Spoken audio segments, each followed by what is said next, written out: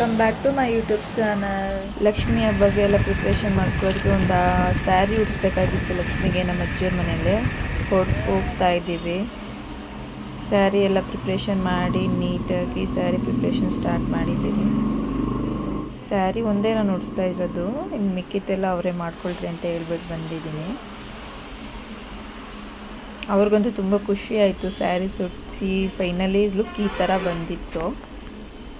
ಆಮೇಲೆ ಇದಾದಮೇಲೆ ನೆಕ್ಸ್ಟ್ ಇನ್ನೊಬ್ರದ್ದು ನಮ್ಮ ಅಜ್ಜಿ ಮನೆಯಲ್ಲಿ ಅವ್ರ ಮನೆಯಲ್ಲೂ ಮಾಡಿಕೊಟ್ಬಿಟ್ಟು ಲಕ್ಷ್ಮಿಗೆ ರೆಡಿ ಇದ್ದೀನಿ. ನನಗಂತೂ ತುಂಬ ಖುಷಿಯಾಗಿತ್ತು. ಫೈನಲ್ ಲುಕ್ ಈ ಥರ ಬಂತು. ಆಮೇಲೆ ಸರಿ ಮುಗೀತು ಅಂತ 8:30 ಆಗಿತ್ತು ನಮ್ಮ ಮನೆಗೆ ರೀಚ್ ಆಗೋದಕ್ಕೆ. ಮತ್ತು ಅವರೇ ಕಾರಲ್ಲಿ ಬಿಟ್ಟರು, ನಮ್ಮ ಮನೆಗೆ ಡ್ರಾಪ್ ಮಾಡಿದ್ರು. ಆಮೇಲೆ ಮನೆಗೆಲ್ಲ ಬಂದು ನಮ್ಮ ಮನೇಲಿ ಪ್ರಿಪ್ರೇಷನ್ ಮಾಡ್ಕೊತಾ ಇದ್ದೆ. ಪ್ರಿಪ್ರೇಷನ್ ವಿಡಿಯೋಸ್ ನೀವೇ ನೋಡ್ಬೋದು. ಈ ಥರ ಪ್ರಿಪ್ರೇಷನ್ ರೆಡ್ ಕಲರ್ ಸ್ಯಾರಿ ತಗೊಂಡು ಚೆನ್ನಾಗಿರುತ್ತೆ ಅಂದ್ಬಿಟ್ಟು ಚಾಯ್ಸ್ ಮಾಡಿದ್ದೆ. ನಾನೇ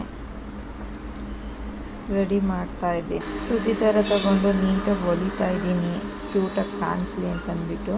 ಹಾಗೆ ಅರ್ಲಿ ಮಾರ್ನಿಂಗೆ ನಾನು ಪೂಜೆ ಮಾಡಬೇಕು ಅಂತಂದ್ಬಿಟ್ಟು ಎಲ್ಲ ರೆಡಿ ಮಾಡಿಕೊಂಡು ಅರ್ಲಿ ಮಾರ್ನಿಂಗೆ 5:30ಗೆಲ್ಲ ನಾನು ಪೂಜೆ ಮಾಡೋಣ ಅಂದ್ಬಿಟ್ಟು ಮಾಡ್ತಾಯಿದ್ದೆ. ತುಂಬ ಖುಷಿ ಆಯಿತು. ಏನೋ ನಾಳೆ ಹಬ್ಬ ಅಂತಂದ್ಬಿಟ್ಟು ಇವತ್ತು ನೈಟ್ ನಂಗೆ ನಿದ್ದೆನೇ ಬಂದಿಲ್ಲ.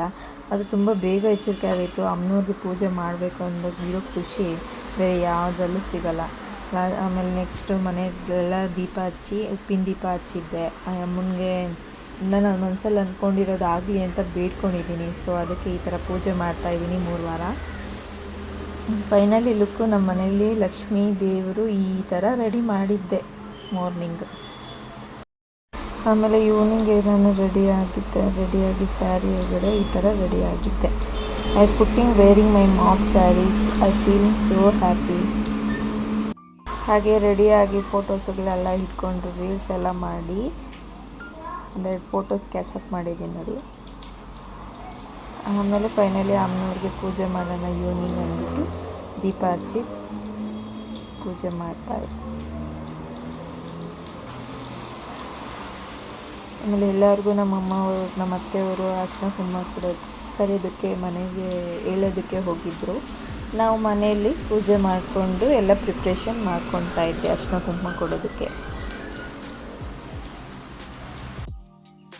ಅಮ್ಮನವ್ರಿಗೆ ಆರತಿ ಬೆಳಗ್ಗೆ ಅಮ್ಮ ನಮ್ಮ ಕಷ್ಟಗಳನ್ನೆಲ್ಲ ಪರಿಹಾರ ಮಾಡು ಅಂತ ಬೇಡ್ಕೊಂಡು ಅಮ್ಮನವ್ರಿಗೆ ಆರತಿ ಮಾಡ್ತಾ ಇದ್ದೆ.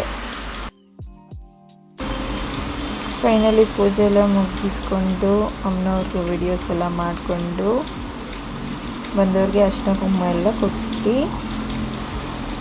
ಅನದರ್ ನೆಕ್ಸ್ಟ್ ರಾಖಿ ಹಬ್ಬ ಇದ್ದಿದ್ದರಿಂದ ರಾಖಿ ಹಬ್ಬಕ್ಕೆ ನಮ್ಮ ಅಣ್ಣ ಬಂದಿದ್ದು ಶಾಪ್ಗೆ ಕರ್ಸ್ಕೊಂಡಿದ್ದೆ. ನಮ್ಮ ಅಣ್ಣ ಶಾಪ್ಗೆ ಬಂದರು, ರಾಖಿ ಕೊಟ್ಟು ನಾನು ಎಕ್ಸ್ಪೆಕ್ಟೇ ಮಾಡಿರಲಿಲ್ಲ ಅವರೆಲ್ಲ ಇದೆಲ್ಲ ಕೊಡ್ತಾರೆ ಅಂತ.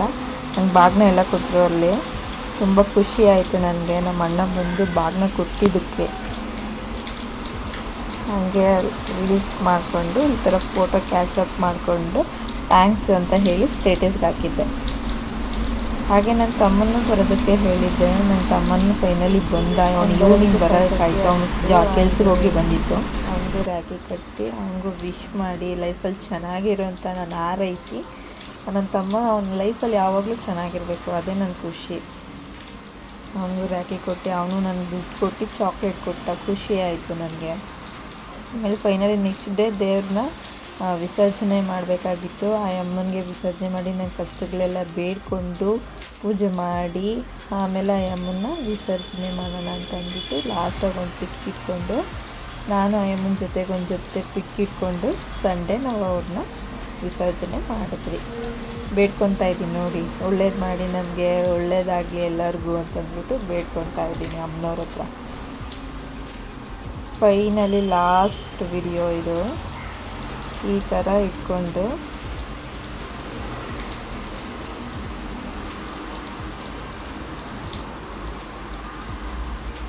ಅಮ್ಮನವ್ರನ್ನ ವಿಸರ್ಜನೆ ಮಾಡೋಕ್ಕಂತ ಮಾಡ್ತಾಯಿದ್ದೀನಿ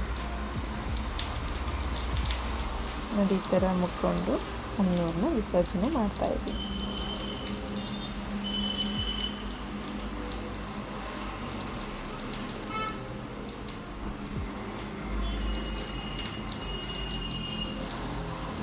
ಸ್ವಲ್ಪ ಬೇಜಾರಾಗ್ತಿತ್ತು, ಆದರೆ 3 ದಿವಸ ಇಟ್ಕೋಬೇಕಷ್ಟೇ ಅಮ್ಮನವ್ರನ್ನ. ಮಾಡಬೇಕಾದ್ರೆ ಎಷ್ಟು ಖುಷಿ ಇತ್ತು, ಎಷ್ಟು ಬೇಗ ಕಳೆದೋಯ್ತು ವರ್ಷ, ಎಷ್ಟು ಬೇಗ ಹಬ್ಬ ಅಂತಂದರೆ ಒಂದು ಅದು ಮಾಡ್ಕೋಬೇಕು ಇದು ಮಾಡ್ಕೋಬೇಕು ಅನ್ನೋದೊಂದು ಖುಷಿ ಇರ್ತೈತೆ. ಇವತ್ತು ಅಮ್ಮನವ್ರನ್ನ ಕಳಿಸ್ಕೊಡ್ತಾ ಇದ್ದೀವಿ. ಫೋಟೋ ಇಟ್ಕೊಂಡು ಲಾಸ್ಟ್ ಒಂದು ಹೀಗಿತ್ತು ನಮ್ಮ mini vlog. Thank you for watching all. Subscribe my YouTube channel. Thank you.